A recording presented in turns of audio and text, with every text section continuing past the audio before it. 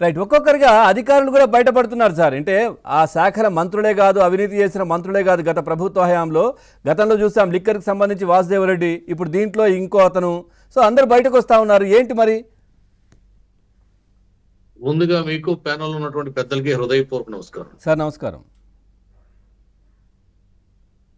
ఈ YCP government వచ్చిన తర్వాత వాళ్ళు ప్రవేశపెట్టినటువంటి ప్రతి పథకం కూడా ఆ పార్టీ నేతలకి అధికారులకి దొడ్డిదారులు లబ్ధి చేకూరే విధంగా ఉండే ప్లానింగ్ చేసుకుని పెట్టారు. నాడు నేడు, ఆడుదాం ఆంధ్ర రెండు కూడా ఎమ్మెల్యేలకి, ఆ పార్టీ నాయకులకి, అధికారులకి చేతి నిండా డబ్బు తీసుకొచ్చి పెట్టింది. అసలు ఆడుదాం ఆంధ్ర అనే కాన్సెప్ట్ ఎంత పేలవమైందంటే, మేము చదువుకున్నప్పుడు కూడా, మేము హై స్కూల్లో చదువుకున్నప్పుడు నుండి కూడా గ్రిగ్ పోటీలని ఉండేవి.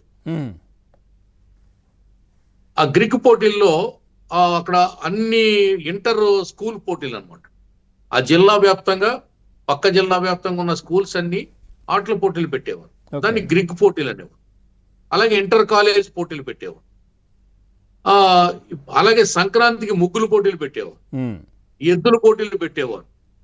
ఈ సహజంగా జరిగేటువంటి పల్లెటూరుల్లో, గ్రామీణ వాతావరణంలో పిల్లలు పెద్దలు ఆడుకునేటువంటి ఆటల్ని ఆడుదాం ఆంధ్ర అని చెప్పి, తిందాం తాండ్రా అని చెప్పి వాళ్ళు మొత్తం లేపేసింది రోజమ్మ.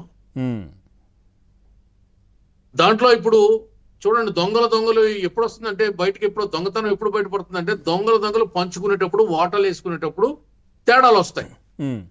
ఎక్కువ తక్కువలు అయినప్పుడు తేడాలు వచ్చి కొట్టుకుంటారు. కొట్టుకుని వాళ్ళే వీధిని పడతారు. అదే ఇప్పుడు అధికారులు బయటపడ్డారు. అధికారులు మరి అనొచ్చు అనకూడదు, వాళ్ళ ఇల్లీగల్ వాళ్ళు పెట్టుకున్నటువంటి అఫైర్స్ లో లేడీస్ కూడా కొంతమంది బయటకు వచ్చారు.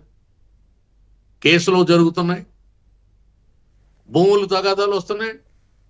కోట్లు, 12 కోట్లు 13 కోట్లు మేము ట్రాన్స్ఫర్ చేసామని అధికారి చెప్తున్నాడు పోలీస్ స్టేషన్కి వచ్చి.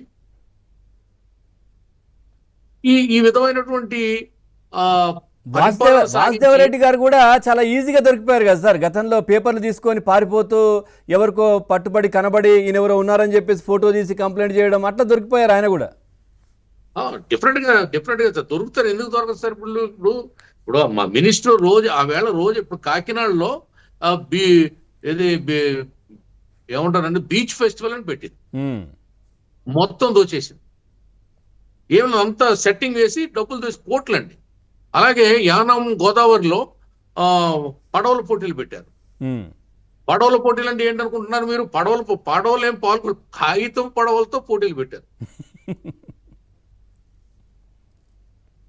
ఇటువంటి డూప్లికేట్ ప్రోగ్రాంకి సృష్టికర్త రోజా.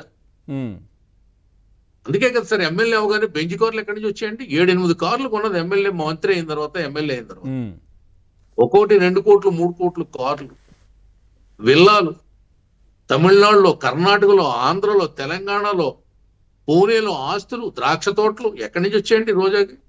ఒకప్పుడు గోవాలో కూడా గోవాలో పెద్ద బిల్డింగ్ కొనేసిందండి. ఒకప్పుడు తిరుపతిలో ఒక లాడ్జి తీసుకుని బిల్లు కట్టలేక రాత్రి పారిపోయింది. ఒక ఇల్లు తీసుకుని అద్దెకి కట్టకుండా ఎగేసిపోయింది. ఇటువంటి